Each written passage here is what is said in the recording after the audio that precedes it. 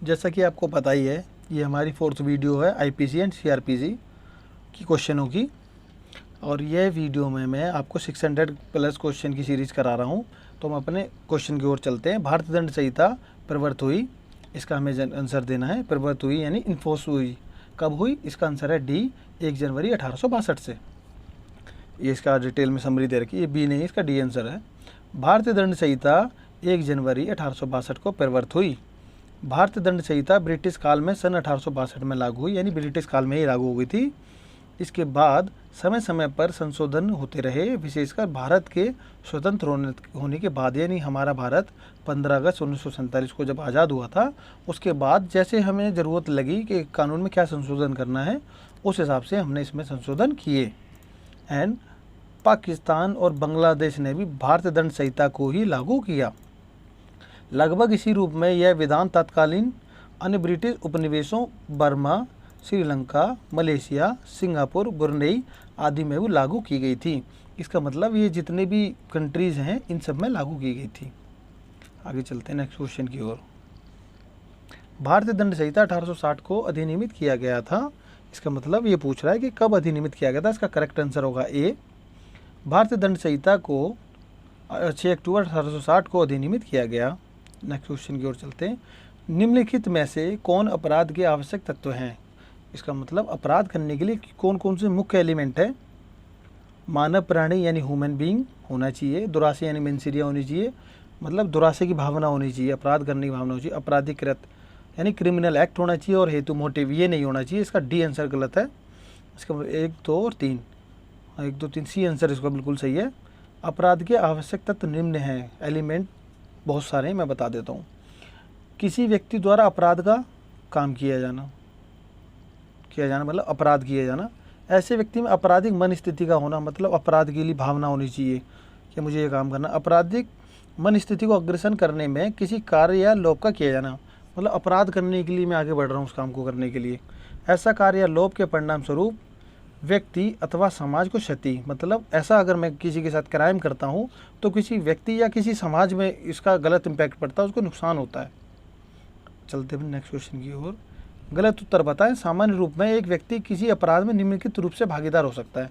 इसका मतलब इसमें 4 ऑप्शन दिए, उसमें 4 में से 3 सही है, 1 गलत है। वो हमें गलत बताना है कि कोई भी व्यक्ति किसी अपराध में कैसे भागीदार उसको कह सकते हैं हम, जब वह स्वयं अपराध करता है। अगर वो कोई भी व्यक्ति स्वयं अपराध करता है वो तो भागीदार है ही। जब वह अपराध करने में भाग लेगा ये भी होगा। जब वह किसी अन्य व्यक्ति को अपराध कारित करने में अपना अभिकर्ता एजेंट बनाता है या प्रेरित करता है। इसका मतलब या तो कोई पर्सन खुद नहीं करता, दूसरे से काम कराता, तब भी वो उसमें इन्वॉल्व माना जाएगा। लेकिन जब वह घटनास्थल पर उपस्थित होता है, सपोज करो अगर कोई व्यक्ति ने क्राइम नहीं करा है और वहाँ वो व्यक्ति खड़ा, तो उसका मतलब ये तो नहीं है ना उसने क्राइम किया है, तो ये नहीं है। अब इसका आंसर सी बिल्कुल गलत है, यानी हमारे हिसाब से सही है। इन्होंने गलत पूछा तो ये सही है। सामान्य रूप में एक व्यक्ति किसी अपराध में निम्न रूप से भागीदार हो सकता है, जैसे यहाँ भी वही है। जब वह स्वयं अपराध करता है, जब वह अपराध करने में भाग लेता है, जब वह किसी अन्य व्यक्ति को अपराध कारित करने में अपना अभिकर्ता एजेंट बनाता है या प्रेरित करता है। घटनास्थल पर उपस्थित होना यह अपराध की श्रेणी के अंतर्गत नहीं आता, अतः विकल्प सी गलत है। चलिए आगे चलते हैं। भारतीय दंड संहिता में पुल्लिंग वाचक शब्द प्रयोग किए गए हैं, मतलब किसको कहा जाता है पुल्लिंग? नर हेतु, नारी हेतु, हर व्यक्ति चाहे हेतु, चाहे वह नर हो चाहे नारी, ऐसे शब्दों का उपयोग इन संहिता में नहीं है। इसका आंसर है सी, हर व्यक्ति हेतु चाहे वह नर हो या नारी हो। भारतीय दंड संहिता की धारा 8 के अनुसार पुल्लिंग वाचक शब्द जहाँ प्रयोग किए गए हैं वह हर व्यक्ति के बारे में लागू हुए हैं, चाहे वह नर हो या नारी हो। चलते नेक्स्ट क्वेश्चन की ओर। भारतीय दंड संहिता में स्त्री घोतक है। स्त्री किसको कहते हैं? किसको स्त्री कहेंगे? एडल्ट स्त्री को, यानी एडल्ट हो, अविवाहित यानी अनमैरिड हो, किसी भी आयु की यानी किसी भी एज की हो, और विवाहित यानी मैरिड हो। भारतीय दंड संहिता की धारा 10 में पुरुष व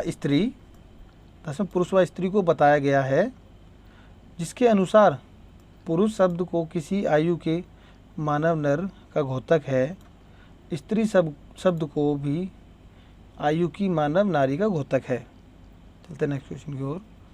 निम्न वादों में से कौन सा एक भारतीय दंड संहिता की धारा 34 से संबंधित है? 34 का मतलब है, ये जो धारा 34 आपने कई बार सुना होगा, धारा 34 का मतलब है कॉमन इंटेंशन, कॉमन इंटेंशन है धारा 34 का मतलब। तो इसने पूछा किस बाद में है, ये है बारेंद्र कुमार घोष बनाम किंग एम्परर।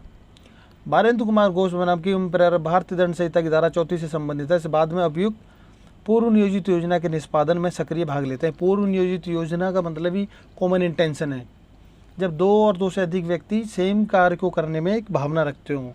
जब धारा 34 के उपबंध लागू होते हैं, सक्रिय भाग लेने का अर्थ यह नहीं है कि सभी अभियुक्त अपराध के उसी स्थान पर आपराधिक कार्य को आवश्यक रूप से करें। इसका मतलब मोर देन 2 पर्सन, अगर 3 भी इन्वॉल्व हैं, तीसरा कहीं और है, 2 एक जगह मिलकर अपराध करते हैं तो तीनों ही शामिल है ना। तीसरा हो सकता है उन्हें फ़ोन पे हेल्प कर रहा हो। निम्नलिखित वादों में से कौन से सामान्य आशय से संबंधित हैं? ये अपना महबूब शाह बनाम एम्परर ये भी है, बारेंद्र कुमार घोष बनाम एम्परर ये भी है, श्री कांतिया बनाम बम्बई राज्य ये भी है। ये DPP बनाम बीएड नहीं है, इसका आंसर है B, first, second and fourth. सामान्य आशय से संबंधित बाद निम्नलिखित है। आप इन्हें याद कर लें, आप इनका स्क्रीनशॉट भी ले लें और उन्हें बार बार याद करते रहें। ये एग्जाम में पूछे जाते हैं बाद, मतलब केस। महबूब शाह बनाम एम्परर, बारेंद्र कुमार घोष बनाम एम्परर, श्री कांतिया बनाम बम्बई राज्य। लेकिन जो DPP बनाम बीएड का बाद मत्यता से संबंधित है। किससे संबंधित है सर? मत्यता से संबंधित है। आप इन्हें याद कर लें। दहेज लेना व देना किस विधि के अंतर्गत अपराध है? हमें बताना है कि दहेज लेना और देना किस विधि के अंतर्गत अपराध है। ये इसका आंसर ए होगा, दहेज प्रतिषेध अधिनियम 1961। ये हमें याद रखना है। UPSI 2014 का क्वेश्चन है। UPSI 2014, ये देखिए, दहेज लेना एवं देना दहेज प्रतिषेध अधिनियम 1961 के अंतर्गत अपराध है। ये हमारा हो गया। चलते अपने नेक्स्ट क्वेश्चन की ओर। ये पूछ रहा है दंड प्रक्रिया संहिता की धारा 154 के अधीन प्रथम रिपोर्ट सूचना रिपोर्ट संबंधित है, यानी FIR किससे रिलेटेड है? इसका करेक्ट आंसर है हमारा बी, केवल संज्ञेय अपराध से रिलेटेड है। दंड प्रक्रिया संहिता धारा 154 के अधीन प्रथम सूचना रिपोर्ट FIR केवल संज्ञेय अपराध से संबंधित है। दंड प्रक्रिया संहिता की धारा 2C यानी गा में संज्ञेय अपराध को परिभाषित किया गया है, जिसके अनुसार संज्ञेय अपराध से ऐसा अपराध अभिप्रेत है जिसके लिए पुलिस अधिकारी प्रथम अनुसूची के या तत्समय प्रवर्त किसी अन्य विधि के अनुसार वारंट के बिना गिरफ्तार कर सकता है। एक बार FIR हो गई तो पुलिस ऑफिसर आपको चाहे तो गिरफ्तार कर सकता है बिना किसी वारंट के। भारतीय दंड संहिता की धारा 82 के अंतर्गत आयु सीमा क्या निर्धारित की गई? इसका मतलब अगर इससे कम उम्र का, अगर 7 साल से कम व्यक्ति, इसका आंसर ये है, अगर 7 साल से कम उम्र का व्यक्ति कोई क्राइम करता है उसको क्राइम नहीं माना जाता। भारतीय दंड संहिता की धारा 82 के अंतर्गत आयु सीमा 7 वर्ष से कम निर्धारित की गई है। इस धारा को डॉली इनकेपेक्स भी कहते हैं। इसको आपको याद रखना है। इस सिचुएशन को, इस अवस्था को क्या बोलते हैं? डॉली इनकेपेक्स भी कहते हैं। अब चलते हैं अपनी नेक्स्ट क्वेश्चन की ओर। इसने बोला A in India integrates B a foreigner in Pakistan to commit a murder in Pakistan, B commit murder in this case. A Bharat में बी को, जो पाकिस्तान में एक विदेशी है, ए भारत में रह रहा है, बी पाकिस्तान में जो विदेश से है, पाकिस्तान में हत्या करने के लिए उकसाता है, बी हत्या कर देता है इस मामले में। तो ए ने क्या किया? A is guilty of abetting murder, मतलब उकसाने के उसमें, उस पर क्राइम का केस चलेगा। ए हत्या के दुष्प्रेरण का दोषी है, हत्या का दोषी माना जाएगा। अब देखिए, प्रसन्नगत समस्या भारतीय दंड संहिता 1860 की धारा 108A पर आधारित है। इस मामले में ए हत्या के दुष्प्रेरण का दोषी होगा। धारा 108A के अनुसार वह व्यक्ति भारतीय दंड संहिता के अंतर्गत अपराध का दुष्प्रेरण करता है, यानी उकसाता है, अबेटमेंट करता है, जो भारत और उससे परे किसी ऐसे कार्य के लिए किए जाने का भारत में दुष्प्रेरण करता है, जो अपराध होगा यदि भारत में किए जाए। अगर कोई भी क्राइम, बेशक वो पाकिस्तान में मर्डर करवा रहा है, लेकिन अगर वो भारत में किया जाता तो क्राइम होता, तो उस पर क्राइम का केस चलेगा, यानी उसको मर्डर केस चलेगा। गणपत राव बनाम रामचंद्र के बाद में धारा 108A को जोड़ा गया। आपको याद रखना है कि किस केस में जोड़ा गया? गणपत राव बनाम के केस में धारा 108A को जोड़ा गया। चलते नेक्स्ट क्वेश्चन की ओर। For criminal conspiracy the minimum number of person required is आपराधिक षड्यंत्र के लिए न्यूनतम कितने व्यक्तियों की आवश्यकता होती है? आपराधिक षड्यंत्र के लिए न्यूनतम 2 व्यक्तियों की आवश्यकता होती है।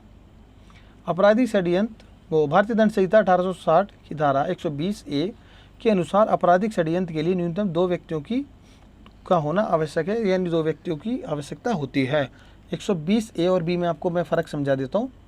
120A का मतलब है डेफिनेशन, 120B का मतलब है पनिशमेंट।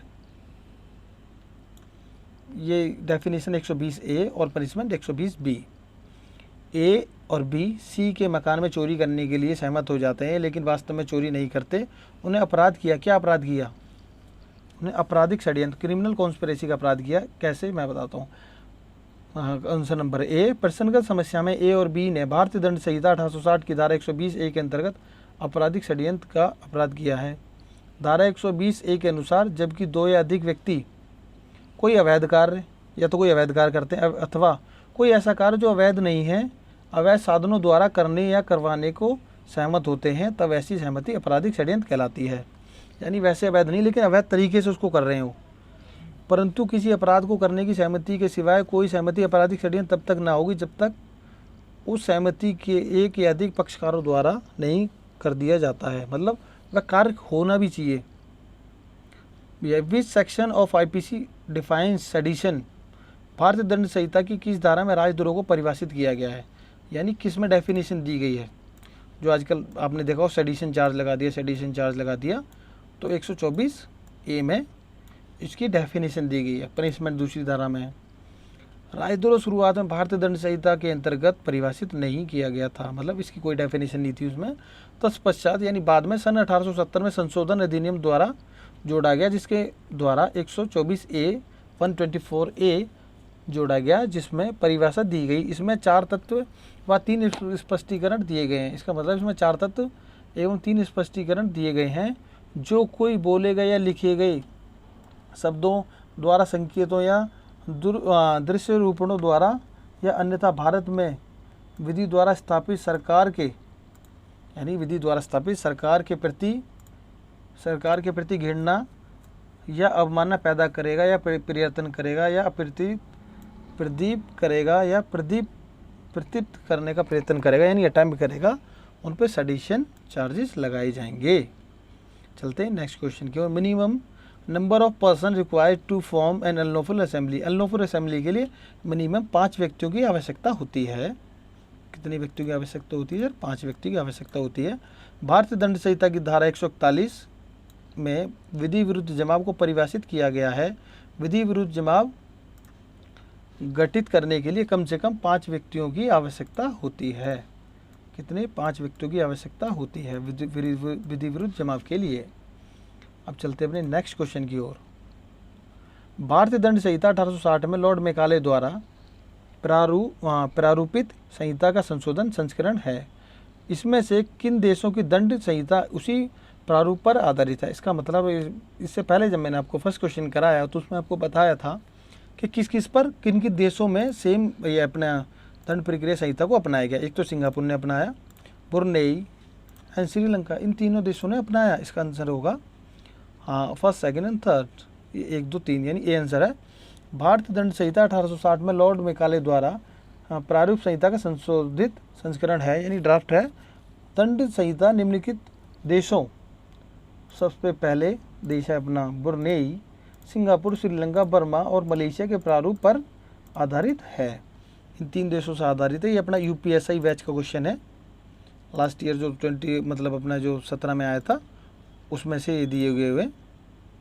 चलते हैं आगे। भारतीय दंड संहिता की धारा 415 420 संबंध किससे है? किससे संबंधित है?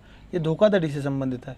भारतीय दंड संहिता की धारा 415 से 420 छल से संबंधित है। धारा 415 के अनुसार जो कोई किसी व्यक्ति को प्रवंचित करता है तथा प्रवंचित व्यक्ति को कपटपूर्ण या बेईमानी से उत्प्रेरित करता है कि वह कोई संपत्ति किसी व्यक्ति को परिचित कर दे या ये संपत्ति दे दे कि कोई संपत्ति रख रखे, या इस आशय से उत्प्रेरित करता है कि कोई ऐसा कार्य करे या करने का लोभ करे जिसे यदि इस प्रकार प्रवंचित न किया गया हो तो न करता तथा जिस कार्य या लोभ से प्रवंचित व्यक्ति को शारीरिक मानसिक ख्याति संपत्ति नुकसान अपनी कारित होती है या कारित होनी संभाव्य है। इसमें ये होगा आपको, मतलब सीधी सिंपल बात 415 से 420 धोखाधड़ी से संबंधित है। आयकर अधिनियम के अंतर्गत इनमें से कौन सा एक आय का स्रोत नहीं है? इसमें आपको सीधा मैं आपको आंसर बताता हूँ, आय का स्रोत कौन सा नहीं। कृषि से आय का स्रोत नहीं माना जाता, गृह संपत्ति से आय मानी जाती है, अन्य स्रोतों से आय मानी जाती है, पूंजीगत लाभ से आय, पूंजीगत लाभ से आय मानी जाती है। जैसे कृषि से होने वाली आय कर मुक्त है, परंतु कर योग्य आय पर आयकर की दरें निर्धारित करने के लिए कृषि से होने वाली कुल आय यदि वह 5,000 रुपये से अधिक हो को ध्यान में रखा जाता है। 5,000 से अगर अधिक है तो। अपना लास्ट क्वेश्चन है, सूचना अधिकार अधिनियम के अंतर्गत सूचना मांगने पर कितने समय में सूचना उपलब्ध कराना होता है? ये बहुत सिंपल सा क्वेश्चन है। अपना आंसर ए, 30 दिनों के अंदर हमें सूचना उपलब्ध करानी होती है। इसकी डिटेल में आपको बता देता हूँ। सूचना अधिकार अधिनियम के अंतर्गत सूचना मांगने पर सूचना अधिकारी का दायित्व है कि वह 30 दिन के अंदर सूचना उपलब्ध कराए, जबकि जीवन स्वतंत्रता मामले में 48 घंटे के अंदर और कुछ मामलों में 45 दिन के अंदर मांगी गई सूचना उपलब्ध कराई जाएगी। इसका यह है, आप इसका स्क्रीनशॉट ले लें। यूपीएसआई मेन 2014 में आया हुआ है। अपना एक आखिरी क्वेश्चन है, भारतीय दंड संहिता यानी इंडियन पिनल कोड आईपीसी की धारा 376 नीचे दिए गए विकल्पों में से किससे संबंधित है? 376 मैं आपको बताऊंगा। ये 376 रेप से रिलेटेड है, लेकिन अगर आपसे इसी क्वेश्चन में पूछा जाता कि 375 किससे रिलेटेड है? रिलेटेड तो रेप से ही है, लेकिन रेप की डेफिनेशन है उसमें। क्या है? रेप की डेफिनेशन है। तो हमें कंफ्यूज नहीं होना कि डेफिनेशन किस में और पनिशमेंट किस में है। ठीक है गाइज, ये हमारे मोर देन 22+ क्वेश्चन हमारे पूरे हो चुके हैं। ये मैं आपको इसकी एक्सप्लेनेशन बताऊँ। भारतीय दंड संहिता आईपीसी की धारा 376 बलात्कार के लिए दंड का प्रावधान करती है। ये हमारे 22+ क्वेश्चन हो चुके हैं और हमारी चौथी वीडियो यानी 4th वीडियो हो चुकी है। और इसी प्रकार की वीडियो और प्राप्त करने के लिए कृपया आप हमारे चैनल को सब्सक्राइब करें। Thank you so much guys. और इसकी जो क्वेश्चन आंसर है मैं आपको लिंक में प्रोवाइड करा दूँगा।